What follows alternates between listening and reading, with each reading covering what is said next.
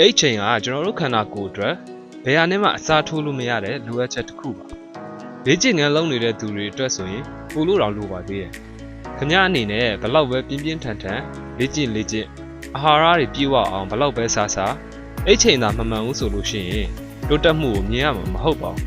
ဒီဗီဒီယိုမှာတော့အဲ့ချိန်ကကျွန်တော်တို့ခန္ဓာကိုယ်အတွက်ဘလောက်အရေးပါလဲဆိုတာကိုပြောပြပေးသွားမှာဖြစ်ပါတယ်အဲ့ချိန်ဆိုတာတကယ်တော့အနားယူတာမဟုတ်ပါဘူးကျွန်တော်တို့ခန္ဓာကိုယ်တွင်းကပျက်စီးသွားတဲ့ဆဲတွေမာဆယ်ဖိုက်ဘာတွေနဲ့တစ်ရှူးတွေကိုပြန်လည်ပြုပြင်ဖို့အချိန်ပေးတာဖြစ်ပါတယ်ဒီຢာတွေကကျွန်တော်တို့အိပ်ပျော်နေတဲ့အချိန်မှသာပြန်လည်ပြုပြင်နိုင်ကြတာလည်းဖြစ်ပါတယ်နောက်တစ်ခုကအုံနောက်နဲ့အာယုံကြောအတွက်လည်းအဲ့ချိန်ကအလွန်အရေးပါပါတယ်တရက်လောက်ပဲဖြစ်ဖြစ်အေးရေးပြက်ခြင်းကအုံနောက်နဲ့အာယုံကြောစနစ်တို့ရဲ့လုံဆောင်ချက်တွေကိုတိတိတတ်တာကျဆင်းစေပါတယ်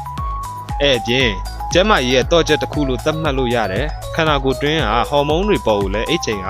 ထိန်းချုပ်တက်ရောက်နိုင်ပါတယ်အဓိကအားဖြင့်ခန္ဓာကိုယ်ကြီးထွားဖို့မရှိမဖြစ်လိုအပ်တဲ့ growth hormone, testosterone hormone နဲ့ cortisol hormone တွေအပေါ်ကိုတိုက်ရိုက်တက်ရောက်နိုင်ပါတယ်တပတ်လောက်ပဲဖြစ်ဖြစ်အဲ့ချိန်မလုံလောက်ခြင်းက ghrelin နဲ့ leptin တို့လိုစာလောင်မှုကိုလှုံ့ဆော်ပေးတဲ့ hormone တွေကိုလည်းမြင့်တက်စေပါတယ်ဆိုလိုတာကအေးရေးပြက်တာကဝါဖို့အတွက်ရာခိုင်နှုန်းကိုမြင့်တက်စေပါတယ်တခြား hormone အနေနဲ့သွေးသွင်းတကြားတက်ကိုထိန်းချုပ်ပေးတဲ့ insulin hormone အပေါ်ကိုလည်းတက်ရောက်စေပါတယ်အေးရေးပြက်လို့ရှိရင် insulin hormone ရဲ့ sensitivity ကိုကျဆင်းစေတဲ့အတွက်စီးကြိုသွေးကြိုပိုဖြစ်စေတာနဲ့အဆီတိုးလောင်မှုပိုများစေတာစတဲ့ဟာတွေဖြစ်စေနိုင်ပါတယ်ဒါဆိုရင်အရွယ်ရောက်ပြီးသားလူတစ်ယောက်အတွက်အဲ့ချိန်ကဘယ်လောက်လိုအပ်လဲသိပ္ပံပညာရှင်တွေရဲ့အကြံပြုချက်အရဆိုလို့ရှိရင်ပုံမှန်အရွယ်ရောက်ပြီးသားလူတစ်ယောက်အတွက်9နာရီကနေ9နာရီအဲ့ချိန်ရှိဖို့လိုအပ်ပါတယ်အားကစားသမားတွေအတွက်ဆိုလို့ရှိရင်10နာရီကနေ10နာရီအထိလိုအပ်နိုင်တယ်လို့လည်းညွှန်းဆိုထားကြပါတယ်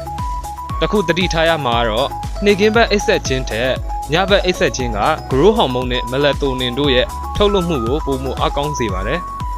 ဒါကြောင့်မလို့အဲ့ချိန်ကခန္ဓာကိုယ်အတွက်မရှိမဖြစ်လိုအပ်တဲ့အလုပ်တစ်ခုဖြစ်ပါတယ်အဲ့ဒါဆိုတာတကယ်တော့အပြင်းထူတာမဟုတ်ပါဘူးပိုကျန်းမာတဲ့ခန္ဓာကိုယ်တစ်ခုကိုတိစောက်နေတာပါဆိုပြီးတော့ကိုယ့်အမေကိုပြန်ပြောလို့ရပါတယ်ဒီနေ့ဗီဒီယိုလေးကတော့ဒီလောက်ပါပဲကျွန်တော်တို့ FGFN channel လေးကနေပြီးတော့နေ့စဉ် fitness နဲ့ပတ်သက်တဲ့သတင်းအချက်အလက်နဲ့အယူအဆမှားတွေကိုသိပ္ပံနည်းကျရှင်းလင်းဖော်ပြပေးသွားမှာဖြစ်တဲ့အတွက်